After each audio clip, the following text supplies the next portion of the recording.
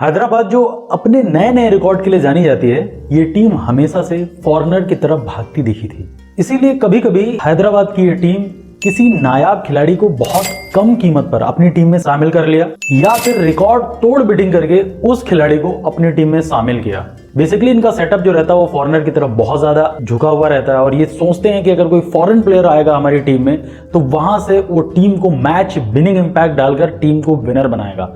ऐसा हुआ भी 2016 में जब इनकी टीम के कप्तान डेविड वार्नर थे, उन्होंने टीम को चैंपियन बनाया। तो बेसिकली इस वीडियो में हम लोग डिस्कस करने वाले हैं एसआरएच यानी हैदराबाद की तरफ से आईपीएल हिस्ट्री में टॉप 5 बेस्ट बाय की, और वहीं दूसरे सेगमेंट में डिस्कस करेंगे टॉप 5 वर्स्ट बाय की। तो बिना टाइम वेस्ट के सबसे पहले चलते हैं अपने पहले सेगमेंट की तरफ यानी टॉप 5 बेस्ट बाय में। बढ़ते अपने 5th कंटेंडर की तरफ। वहां पर हमने जिस खिलाड़ी को रखा है इसी के दम पर आज तक एसआरएच ने पहला टाइटल अपने नाम किया था। हम बात कर रहे हैं कप्तान डेविड वार्नर की। वार्नर आप सभी को पता है कि ऑस्ट्रेलिया के बहुत ही ताबड़तोड़ ओपनर हैं और ये टीम में 2014 में आए। वहां से लेकर इनका सफर जो रहा 2017 तक टीम के साथ रहा। पहली बार जब एसआरएच ने टाइटल अपने नाम किया था देन वो सीजन था 2016। उस टाइम डेविड वार्नर टीम के कप्तान थे। पहली बार डेविड वार्नर 2014 में टीम के साथ जुड़े 5.5 करोड़ रुपए के साथ। उनको उस सीजन 14 मुकाबले खेलने का मौका मिला और 528 रन बनाए। हाईएस्ट उस सीजन का उनका 90 था और 6 हाफ सेंचुरीज लगाई। उसके बाद 2015 में सेम प्राइस के साथ 14 मुकाबले फिर खिलाए गए, 500 रन। उस सीजन उनका हाईएस्ट 91 था और हाफ सेंचुरी के मुकाबले में 7 हो गई। अब बढ़ते हैं 2016 की तरफ। सेम प्राइस यानी 5.5 करोड़ रुपए के साथ 17 मुकाबले खेलने का मौका मिला और 848 रन। वहां पर फिर एक बार 93 इनका हाईएस्ट था और 9 हाफ सेंचुरीज। यही वो सीजन था जिस सीजन इन्होंने फाइनल उस ट्रॉफी को लिफ्ट किया था। और मैं एक बात कहना चाहूंगा डेविड वार्नर के बारे में, डेविड वार्नर का अगर वो सीजन इतना इंपैक्टफुल नहीं होता तो आई थिंक आरसीबी अपना पहला टाइटल उसी सीजन जीत चुकी होती। लेकिन डेविड वार्नर के इतने इंपैक्टफुल इनिंग्स के बाद, इतना इंपैक्टफुल सीजन होने के बाद, as a captain, as a fielder, as a batsman, मतलब ओवरऑल पूरा पैकेज के रूप में देखा जाए, उसके बाद एसआरएच को 2016 में पहला टाइटल नसीब हुआ। तो प्राइस देखा जाए 5.5 करोड़ रुपए आपको लीडरशिप मिल गया यानी कैप्टन मिल गया, बेस्ट बैट्समैन मिल गया एवर, क्योंकि उस सीजन विराट कोहली 973 रन बनाए थे। सेकंड हाईएस्ट डेविड वार्नर था 848। तो कहते हैं कि 848 वाला 973 पर भारी पड़ गया था। वो सीजन था डेविड वार्नर का क्योंकि इंपैक्ट इतना बड़ा था। उसके बाद आप देख लीजिए फील्डर, गन फील्डर लाजवाब, उससे ज्यादा बेहतर कुछ कर ही नहीं सकता यार एसआरएच की पूरी टीम में। आप सोचो ना 5.5 करोड़ रुपए में आपको पूरा सब कुछ मिल जा रहा है, ये बहुत बड़ी बात होती है। उसके बाद 2017 सेम प्राइस के साथ यानी 5.5 करोड़ रुपए के साथ 14 मुकाबले खेले, 641 रन बनाए, जिसमें से उनके करियर का यानी T20 करियर का हाईएस्ट स्कोर आया था 126 रन। वहां पर 1 सेंचुरी लगाई और 4 हाफ सेंचुरीज। तो आप देखो 5.5, 5.5, 5.5 और 5.5, 4 साल 14 से 17 तक का डेविड वार्नर ने एसआरएच को दिया। 4 साल में रुपए कितने इन्वेस्ट हुए? 22 करोड़ रुपए। 22 करोड़ खर्च होने के बाद आपको रिटर्न में क्या मिला? एक टाइटल। जो आज तक पहले डेक्कन चार्जर्स थी टीम, वो एसआरएच बनी और पूरे मतलब कहते नहीं कि 8 साल स्ट्रगल करने के बाद 2016 में पहला टाइटल डेविड वार्नर के अंडर आया। 2579 रन आए, 1 शतक आया, उसके अलावा जो है 26 अर्धशतक।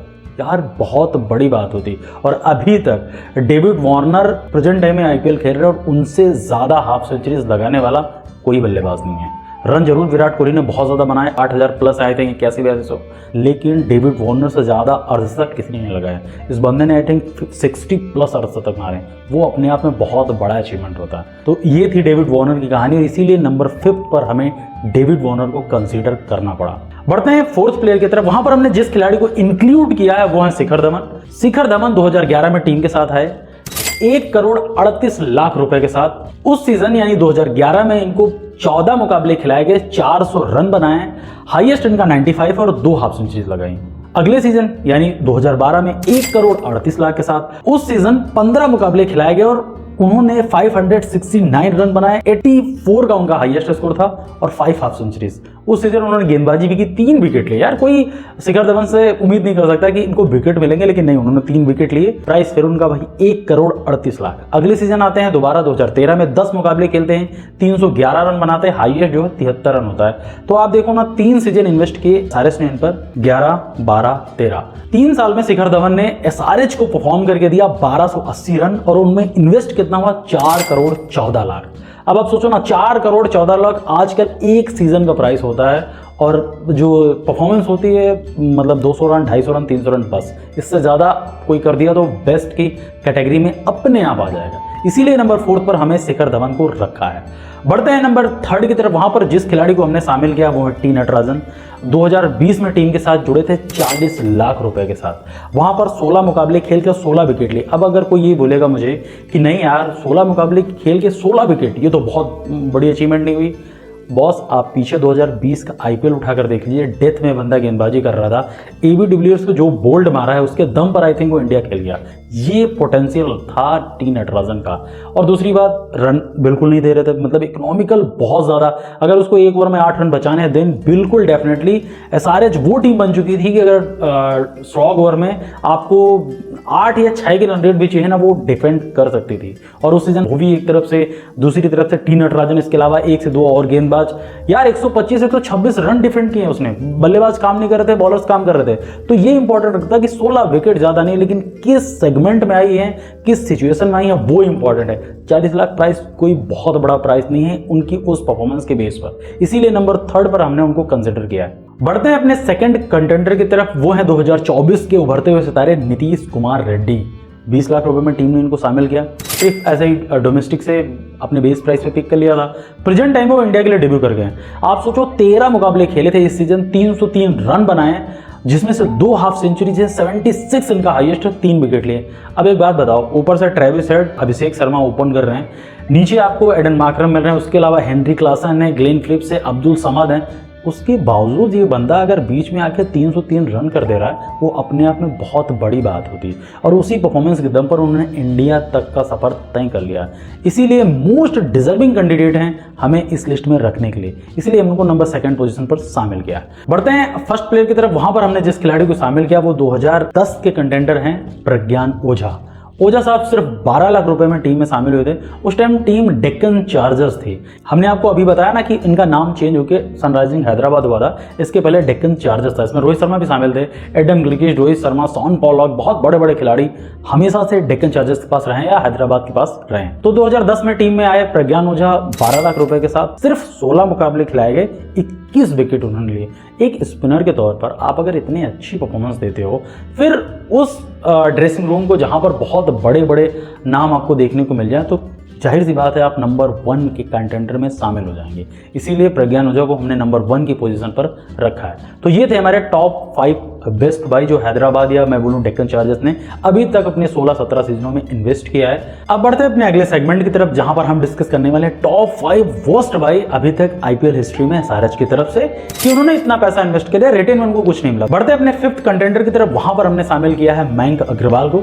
अग्रवाल साहब 2024 में टीम के साथ जुड़े थे 8 करोड़ 25 लाख रुपए के साथ। 4 मुकाबले खिलाए गए, सिर्फ 64 रन बनाए, जिसमें से 32 उनका हाईएस्ट था। अब आप हमें कैलकुलेट करके बताइए कि 4 मुकाबले के लिए आपने 8 करोड़ 25 लाख रुपए दे, ये बहुत बड़ा अमाउंट होता है। और परफॉर्मेंस अगर 4 मुकाबले खेल कर कोई 100-200 रन बनाए तो समझ में आता है। 64 रन है हाईएस्ट जो है, 32 है। फिर जब आप ओपन कर रहे हो, फिर आपके साथ ऐसी सिचुएशन है, देन मुझे लगता है कि ये वर्स्ट बाई की डिजर्विंग कैंडिडेट लिस्ट में शामिल है।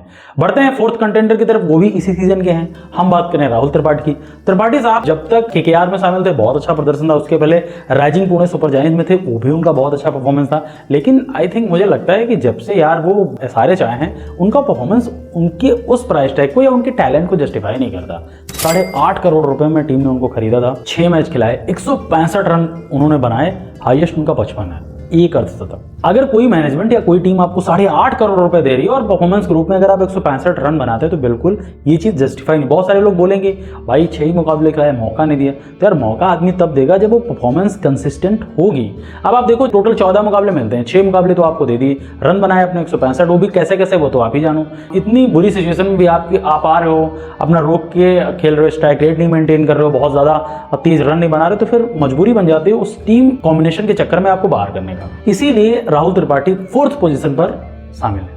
बढ़ते हैं 3rd कंटेंडर की तरफ। वहां पर हमने जिस खिलाड़ी को रखा ये है 2016 title winner captain David Warner. Warner साहब बेस्ट की भी लिस्ट में और वर्स्ट की भी लिस्ट में है। 2021 था जब ये बैन करके वापस आया था, इनको टीम ने बाई किया था दोबारा 12.5 करोड़ रुपए में। 8 मुकाबले खिलाए, रन बनाए 195, 57 इनका हाईएस्ट और 1 हाफ सेंचुरी। अब आप देखो जो बंदा 5.5 करोड़ रुपए लेता था, रन बना रहा था 848, और वही बंदा 12.5 करोड़ यानी डबल से भी ज्यादा हो गया ना, आप कैलकुलेट करो। 8 मुकाबले दिए गए और रन बना रहा है सिर्फ 195। इसीलिए मजबूरन हमें वर्स्ट की इस लिस्ट में डेविड वार्नर को शामिल करना पड़ा। अब बढ़ते हैं अपने अगले कंटेंटर की तरफ। वहां पर हमने जिस खिलाड़ी को रखा है, इसकी हाइप बहुत है यार, किसी भी टीम में गया बहुत हाइप है। लेटेस्ट अभी मतलब कहते हैं रिसेंटली इनका ग्राफ तो बहुत ऊपर गया, खासकर मैं इंटरनेशनल ग्राफ की बात करूंगा। आईपीएल में इन्होंने वो लेवल का परफॉर्मेंस दिया नहीं है जिसकी वजह से शायद इनके ऊपर बहुत ज्यादा बिडिंग होती है। क्यों होती है तो आईपीएल वाले ही जाने, मुझे नहीं पता। मैं बात कर रहा हूँ हैरी ब्रूक की। हैरी ब्रूक साहब इंग्लैंड के हैं और इंग्लैंड की तरफ से इनको ज़्यादा खेलने का T20 में मौका नहीं मिला, लेकिन जब भी मिला इन्होंने परफॉर्मेंस बहुत डिसेंट थी। टेस्ट में गजब के बल्लेबाज हैं। अभी हाल ही में पाकिस्तान को पहला 300 बनाया है, बहुत बड़ी अचीवमेंट होती है। हम आईपीएल की डिस्कस कर रहे हैं तो 2023 में टीम ने ये डिसाइड किया कि हम हैरी ब्रूक के पीछे जाएंगे। उन्होंने 13 करोड़ 25 लाख रुपए देकर हैरी ब्रूक को अपनी टीम में शामिल किया। हर जगह ट्राई किया, नंबर 3 पे खिलाया, नंबर 4, नंबर 5, फिर फाइनली जब कुछ नहीं बना तो उनको ओपन करवा दिया। 11 मुकाबले खेलने का मौका दिया, 190 रन बनाए टोटल, जिसमें से 100 है। जब उन्होंने ओपन किया वहां पर शतक मार दिया। अब आप देखो ना, एक मुकाबले में 100, बाकी 10 मुकाबले में सिर्फ और सिर्फ 90 रन, टोटल 190 रन। कोई हाफ सेंचुरी भी नहीं, सिर्फ एक शतक है। इसी वजह से वर्स्ट की लिस्ट में हमें नंबर 2 पर इनको कंसीडर करना पड़ा। अब बढ़ते अपने फर्स्ट कंटेंटर की तरफ। वो बहुत बड़े खिलाड़ी हैं, मैं उनको इस लिस्ट में शामिल करना मेरी मजबूरी है बिकॉज ऑफ क्योंकि उनका प्राइस बहुत ज़्यादा है, परफॉर्मेंस नहीं आई, इसीलिए उनको शामिल करना पड़ा। हम बात करें न्यूजीलैंड के फॉर्मर कैप्टन केन विलियमसन की। केन विलियमसन साहब बहुत सीजनों से एसआरएच के साथ जुड़े हैं। 2016 में भी थे, 17 में भी थे, 18 में उन्होंने लीड किया, टीम को फाइनल में लेके गए, वहाँ सीएसके के अगेंस्ट हार गए, वो अलग बात है, लेकिन परफॉर्मेंस बहुत अच्छी थी। बट जब उनको रिटेन किया गया तो वहाँ पर 14 करोड़ रुपए देके उनको रिटेन किया गया। और मैं जिस सीजन की बात कर रहा हूँ ये 2022 का वो सीजन है। कैप्टन थे वो, ऑलरेडी वो कैप्टन थे टीम के। उनको जब 14 करोड़ रुपए देके टीम में रिटेन किया गया तो हमें लगा कि यार केन कंसिस्टेंट विलियमसन होंगे, लेकिन ऐसा हुआ नहीं। 13 मुकाबले खेलने का मौका दिया गया, 216 ही रन बने उनसे, एक अर्धशतक आया, वो भी 57 रन। आई थिंक वो लूजिंग कॉज में था। अब आप सोचो 14 करोड़ रुपए बहुत बड़ा अमाउंट होता है। फिर आपको टीम के कप्तान भी बनाया गया, आप वहां से वो परफॉर्मेंस नहीं दे रहे तो मजबूरी बन जाएगी उस टीम की मैनेजमेंट को कि आपको बाहर निकालें। इसी वजह से मुझे नंबर 1 की वर्स्ट लिस्ट में केन विलियमसन को कंसीडर करना पड़ा। इसके अलावा बहुत सारे ऐसे खिलाड़ी हैं जो बहुत डिसेंट परफॉर्मेंस किए और बहुत बैड परफॉर्मेंस है, लेकिन आई थिंक उनका प्राइस टैग बहुत ज़्यादा हाइप में है, इसीलिए हम उनको कंसीडर नहीं किया। अब आपको कैसी लगी हमारी ये top 5 best and top 5 worst की लिस्ट, ये हमें कमेंट सेक्शन में जरूर बताइए।